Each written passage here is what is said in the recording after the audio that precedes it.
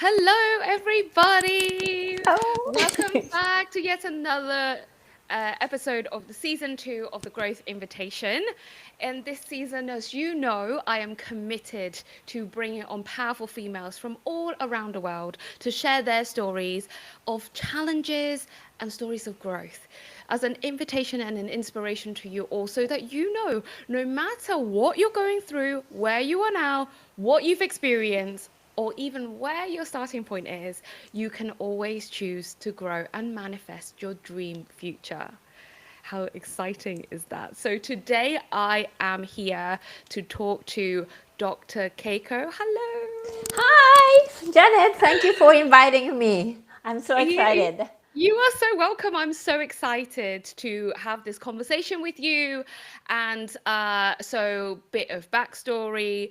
Keiko and I actually studied with Lisa Nichols last year. We were in the same group. So, we are fully qualified with Lisa Nichols' transformational coaching program. And also, not just the fully qualified from a let's get a certificate perspective, but also we went through massive transformations together. And then I And have we witnessed your transformation. Was as I like a have witnessed yours. wow. Yeah. So that's kind of how we met, and we've met in London. We have graduated together as well last year in Oceanside in US. So it's just been a phenomenal journey together. Um, so we are going to be talking about, balancing busy and not glorifying busyness. But before that, Keiko, would you like to share with everyone and introduce yourself, to the audience? Just briefly, again, thank you for inviting me. I have this career with the United Nations World Food Program for almost 30 years. So I have witnessed really disaster, human-made or natural disaster-made, including those emergencies. And now I'm a clinical hypnotherapist. Clinical, I gained this new title because it's even going deeper. That is trauma, PTSD, and then unlike like this analogy of not snorkeling but then going deeper, scuba diving. The humanity is so beautiful. I had to equip with this training and then how to breathe with all this heavy oxygen, and then but the deeper in humanity is silent but then so beautiful. That I have found. And today I'm connecting from Coventry, UK. And then actually I'm hibernating, meaning that everybody has a season. Since this Janet audience is like a busy by being busy, and then busy bee working toward the goal. And then right now I'm kind of not being busy, and then always I hear myself telling myself, is it something wrong? You gotta go, you gotta get going. But I'm really telling myself, stop after burnout. And I knew that cliche that put your oxygen mask first before putting others, but I'm a really humanitarian at core. So when I see the opportunity that I can give hands, then I overdo things. And then again, recently, the burnout hit me. I had this brain fog for the first time. That's when I had to stop. So then today's talk, I really want to tell these, young generations, 40s and then a plus, it's so important to stop. Listen to your body, listen to your whisper, and then it's okay to do it. So I'm in that season now, hibernating, eating so much, and then taking care of myself, and then to tell you that it's okay to do this. Yeah, I love that, Keiko. And like one of the things is, you are Japanese, I'm Chinese. We come from a culture of people who are like, Exactly. do it, do it, do it, do it, do it. How fast can you go? How efficient can you be? How much can you squeeze into like micro milliseconds? It's Right. constantly, if you are not working, you are lazy, you are procrastinating, you are no good, you are failure. Like, that's how we grew up. And um, Exactly. even, um, like just it doesn't really leave us at the best of times, right? And it's something that I've really noticed about myself. So where you are right now in your season of hibernation, I love that, because you have had an incredible life to date. And I would love for you to actually share with everyone about the things that you have done, but also at what point did you say, whoa, whoa, whoa, like this is too much for me?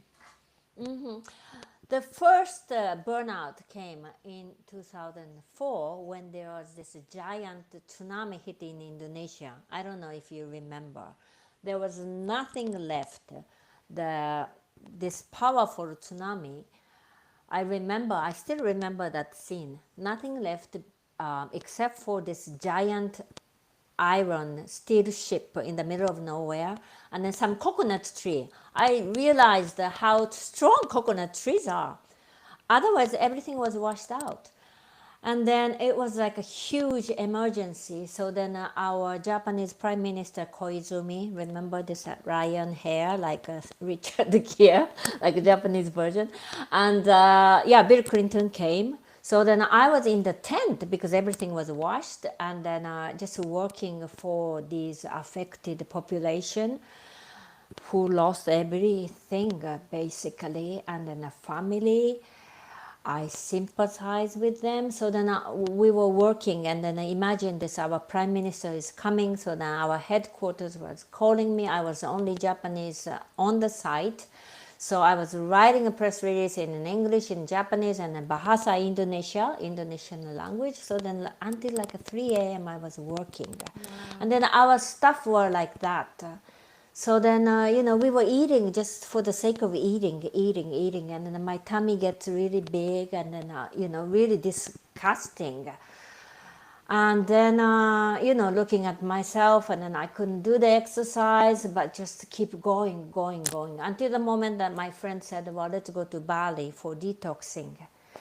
So we went to Bali. So I just did nothing but yoga, drinking a lot of water, and detoxing, because that's when I learned that this gut is like a second brain. So I did a fasting, just doing nothing, and that's how I found my passion.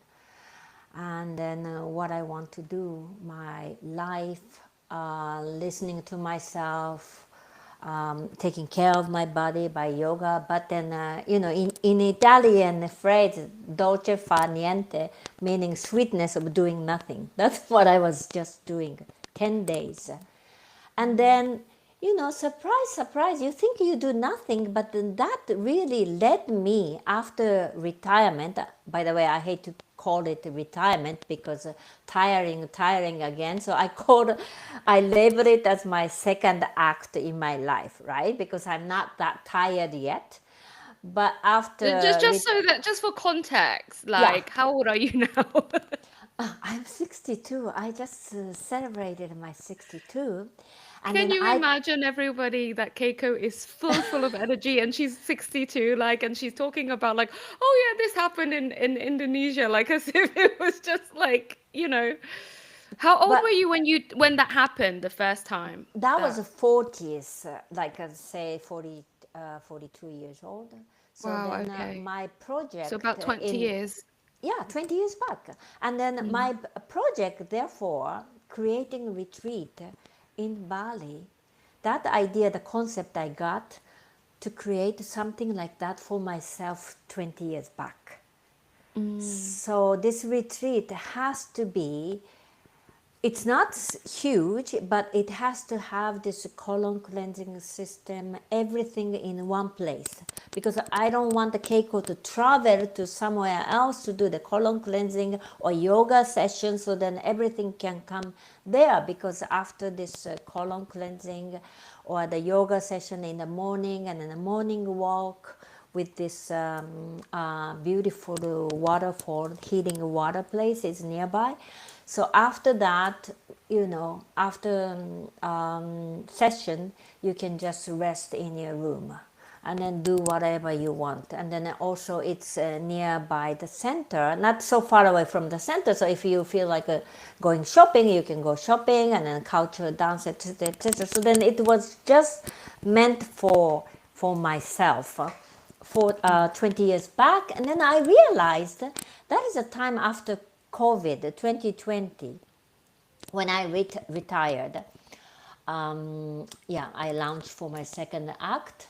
Then I learned that there are so many people after COVID, they stopped, and then what is my life is all about.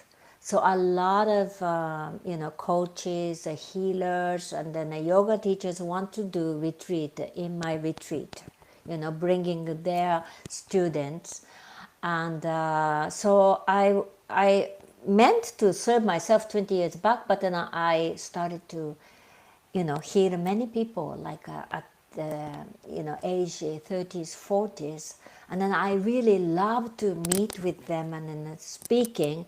That is actually the secret, to mingle with a lot of young people, to keep you young, and then sharing my experience, advising, and then hypnotherapy also. Then I sometimes conduct at my retreat, but it's just such a pleasure to share what I learned in my life over time, with all these young stars. Yeah, that's amazing. And I love that because of an experience that you had and it wasn't a nice experience, burnout is really serious. And to actually look at yourself in disgust actually and go, oh my God, what am I Yeah, doing? your Like, tummy is like this big, and then wow, how did I end it up? And then, but I gotta go, right? Because there are yeah. people in front of me to help, waiting for help. So that was the situation. So then, really, it's important to stay from that site. Then that I really forced myself for this healing, detoxing for 7 to 10 days. It was amazing. Not eating, fasting, drinking, the juice, green juice, healthy juice.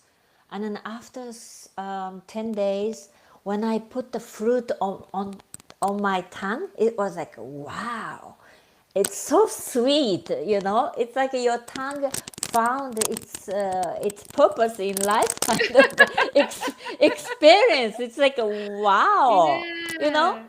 it's really transformation of your body. Yeah, found its purpose, my passion. So then that is kind of service we want to provide at the retreat, which is full of love and full of healing energy in Bali, Yeah, Ubud, so Bali. when you had that experience, the burnout the first time round, um, 20 years ago now, it's about 19, but we'll call it 20 years ago, and you decided, right, I'm going to change my life, I'm going to build this retreat for future Keiko. Did you That came later, that came Oh, okay. later. So, but so Yeah. after that, those 7 to 10 days, you went back to where you were working in Indonesia, but I guess life was different for you from then on, right? Yes, and then I felt in my body when I was going back to Jakarta, I was like, wow, because I was in the woods, full of a forest, and then the water, and then the trees, and then I felt so odd. Going back to Jakarta first, before going to Aceh, that was those concrete it was really odd. I remember that, and wow, what is this? This cold concrete. I miss Bali.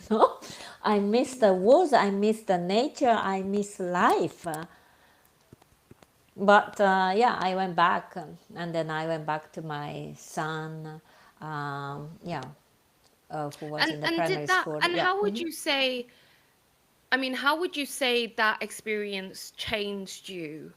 Like that burnout to fully detoxing to going back again to where you had that burnout? Because it was the same situation that you had to go back in, right? But with the transformation in between, what were you thinking? What did you feel? Yeah, brilliant question. The perspective, you Yeah. know, you are in the middle of that BS, the middle of it, right? And then you are like a headless chicken, like going all, doing the thing that you had to do.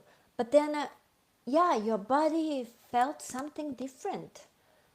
And then you liked it. So then it's a perspective. And then that's what the meditation can give you. You just sit still and then just observing what the thoughts are going away. You are more objective. So that space it gives, and then this is something I suggest to the busy people. And then I want to share this. I did actually vipassana meditation in Bali, and there was this Nepalese lady who's like a really top Silicon Valley company HR. And then she said she had to quit the job, otherwise just 1 week vacation doesn't do anything to her, right? But then during this vipassana, which is like a 10 days, 13 hours a day meditating, just doing meditating. And then during the time, it's like a 13 hours, but 2 hours, and then there's a break time, you have a breakfast, and then you have a meals, vegetarian. Then during the break time, a lot of young people were madly washing their clothes. I was not doing it until the point that this supervisor or instructor told, "Can I ask you a favor? Stop washing." Right? And that is when she, my Nepalese friend, realized she was busy by being busy. She could not just sit still. That was this awareness that went through. That is this perspective that I am telling. She was like, wow, this I have been doing, right? That's when things started to shift. So this is a Wow. So how. actually, even in the break time was okay, pause from the meditation so you can do something else and then come back. Because for us, I'm gonna call it like less lay people, we're not used to meditating for 13 hours straight. You need a little bit of a break. But even in the break time, she was actually doing like washing Many clothes and people, doing many things. young people until that Wow. point, and then Wow. So at I least mean, doing she didn't something to have keep to. She themselves. didn't have to do it. She was Yeah. there to meditate, right? That was her choice. But that Wow. was unconscious level. Yeah. Wow. She didn't That's have to wash. I mean, you can wash after 10 days. Nothing happens, right?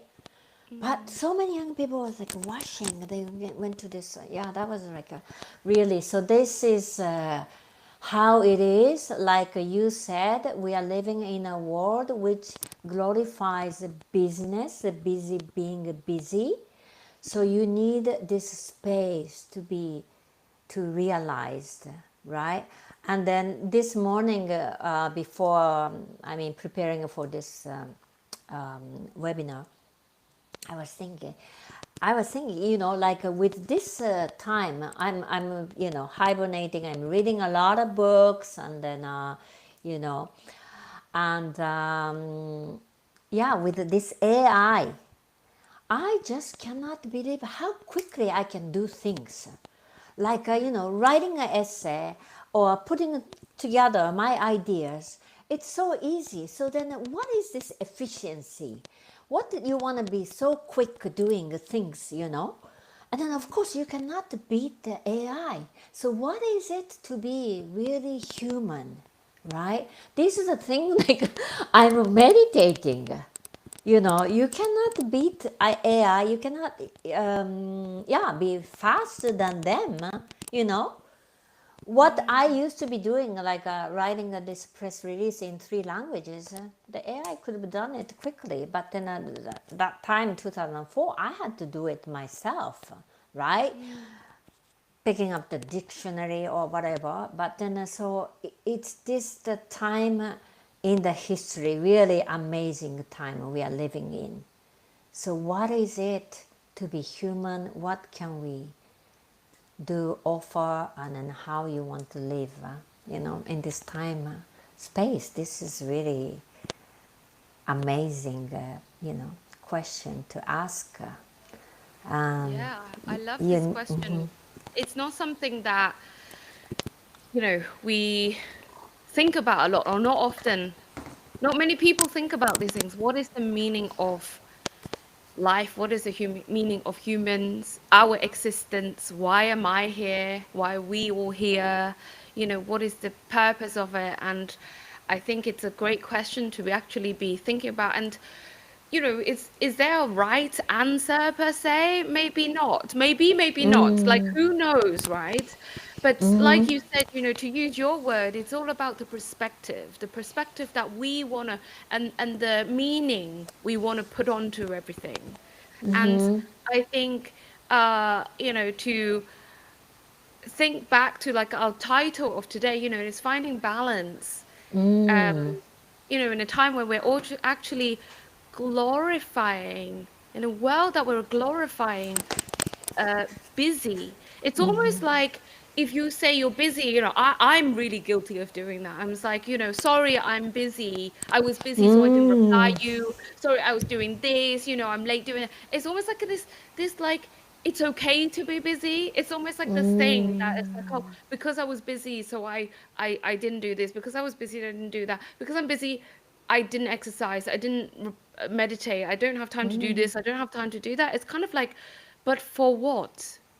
exactly. To what Instead of extent? spending time with your loved ones, then you Yeah, regret when that person is gone. It's just too late, right? So then, yeah, this exactly. opportunity cost, right? Yeah. Yeah. And then a balance, to talk about the balance, some people think it is like there's a perfect balance you hit. But it's not, because as I told you just recently, I had this another burnout. I thought I know enough, and then another burnout, and then brain fog, and then so I stopped everything. So sometimes life hits you, and then you just have to be in balance. Now I'm hibernating, and then I'm getting the balance. Yeah. Yeah. So I yeah, always that's. love this, this visual of like the pendulum swing. It's like if you go too far the other way, it has to go back that way. Yeah. True. If you're kind of like, I guess the the trick or the balance is to kind of keep it here Yeah. so you're not swinging too hard. But then if you are someone, I mean, like me, I'm very like a very energetic, very dynamic, so I do go through things when I'm like this, and then it's expected that I will go this way, Yeah. the Yeah. positives and negatives, because they have to balance out. Can't be all go go Exactly. go and all happy happy happy, because without the other side you And probably then wouldn't that's understand the life. That's happiness, life. right? And that is life. Yeah, and then so um enjoy the swing, enjoy the ride, yes. right? And then, but then you become the cheerleader of yourself. When everybody is moving, and then you're stopped, like right now, pretty much my case. But then I be kind to myself. I tell myself this is a seasons, you know, and then I do what I can do. But I have to remind myself that then I have to put myself first. Yeah, just I knowing want to how. ask you, Yeah, yeah, go ahead. sorry. No, no, no, go I ahead. was just going to say, I want to ask you a question. Go ahead. um because most of your life you have been a humanitarian and you've been doing so much and giving your life, your energy, and you've really serviced the people, from your career from the UN all the way to now being a hypnotherapist and continue learning as well. I know that you've just come back from like a very specialized course and learning retreat, um, about clinical hypnotherapy. And it leads to, a question that I want to ask is, when you are so dedicated to giving, which, most of us are, there's plenty of people out there, and myself included, I'm a coach. All I want to do is to serve people. How can you, or if you have any tips on finding that balance between being in service and not burning out yourself? Because you've been through this. I'm not, maybe I'm not the right person, because I really, Oh, you're I learning have to lessons. hit it. And then I thought I know enough, to put myself first, and that's what I'm coaching, and being your cheerleader. But yeah, really, only thing I can tell is a meditation, and then see yourself objectively, because if you are like a headless chickens, going doing, because we are human being, not the human doing, right? These are the things I hear so much. But yeah, until I hit this brain fog, I couldn't. I At one point I was like a 7 client, and then I could not remember the names, and then something wrong with me, and then yeah, I stopped totally, putting everybody in the waiting list, and then yeah, and then listen to my body, because I'm not teenager anymore.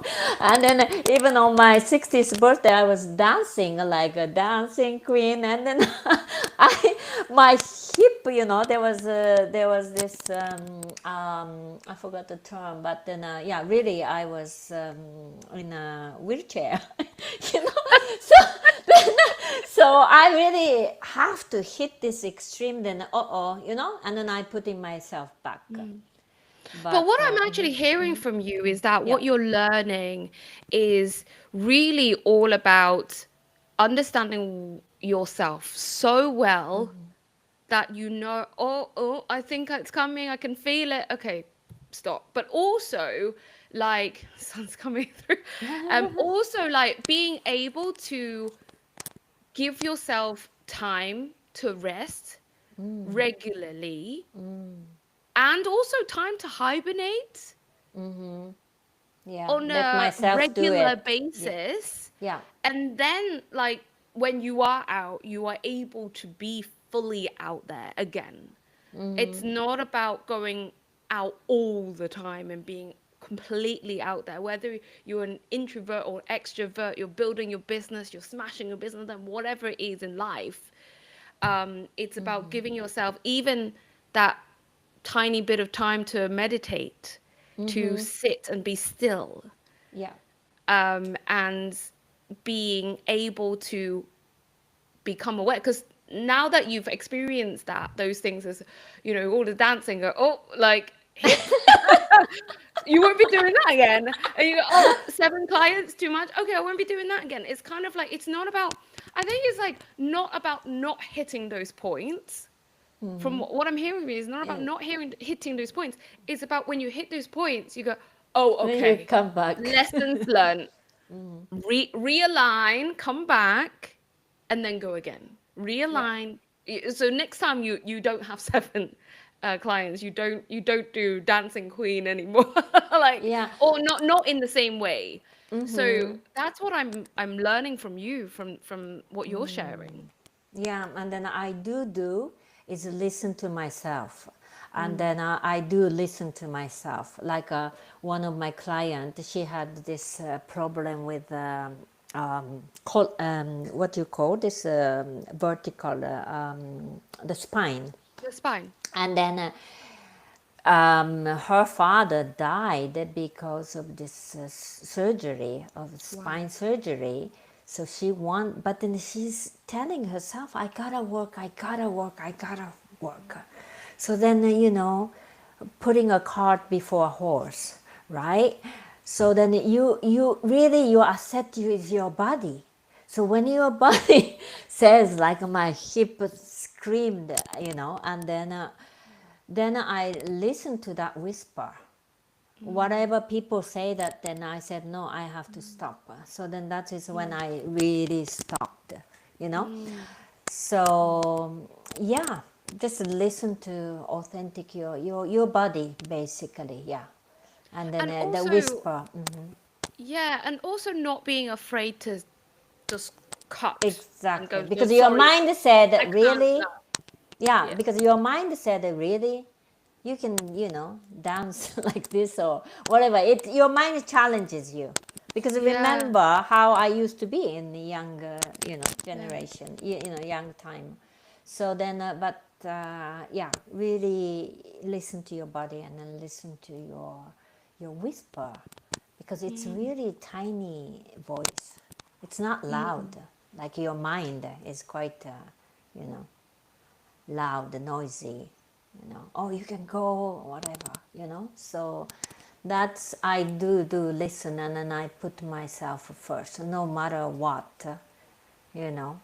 And then also, it's not like what you said, I'm not busy, so busy, it's just how it was pictured. My husband knows I'm just doing nothing on bed.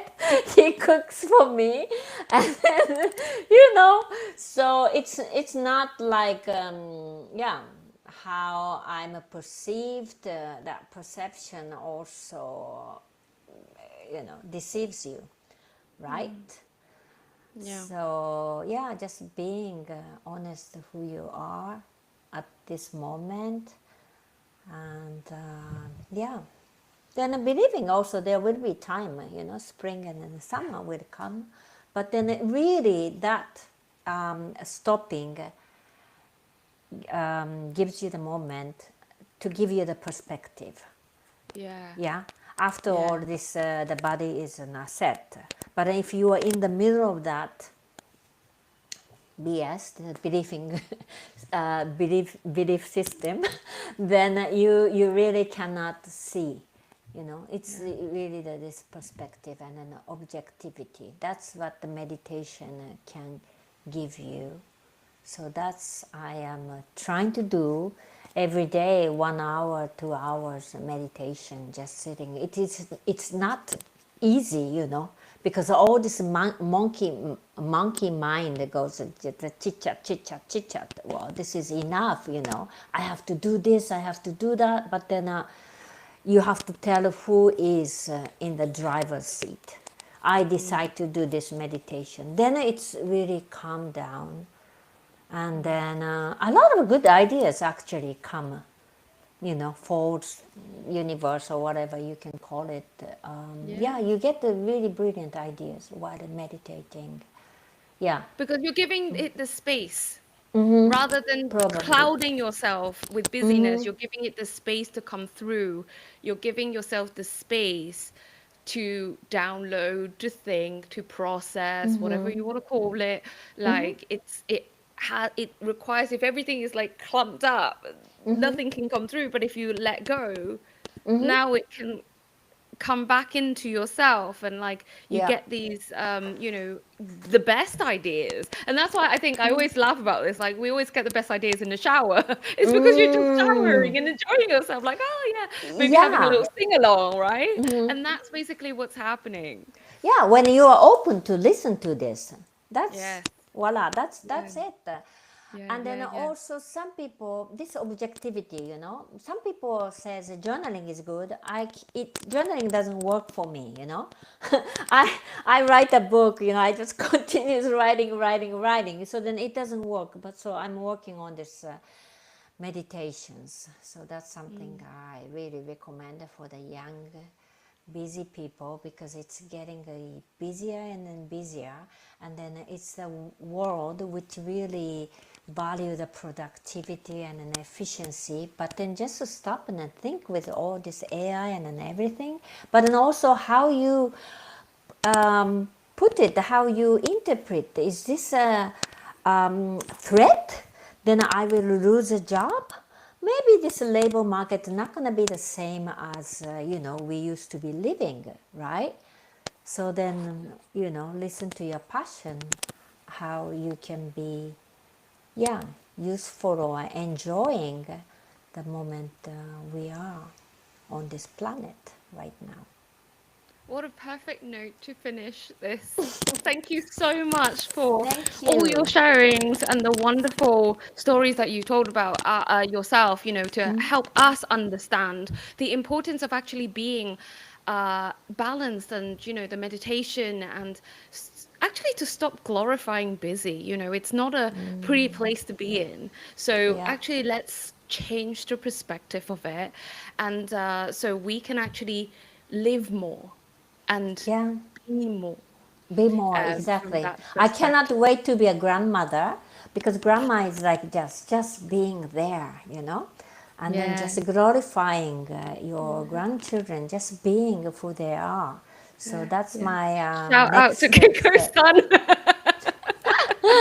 Thank you so much Like for short notes. holding. Yes. Well, thank Thank you, you thank so, you. so much, Keiko. Honestly, I love talking to you. Always get so many amazing insights. And thank you to the audience who are watching live. And even if you're watching the replay, we would love to hear from you. What are your thoughts on this episode? Or maybe you've had some similar experiences that you want to share with us. And one thing that you can actually take away from Keiko's stories and her shares and our conversation, we would love to hear from you. And on that note, thank you so much once Thank again, Keiko, you. for your time. Thank And you. to everyone, thank you for watching. We will see you again in 2 weeks' time. Bye for now.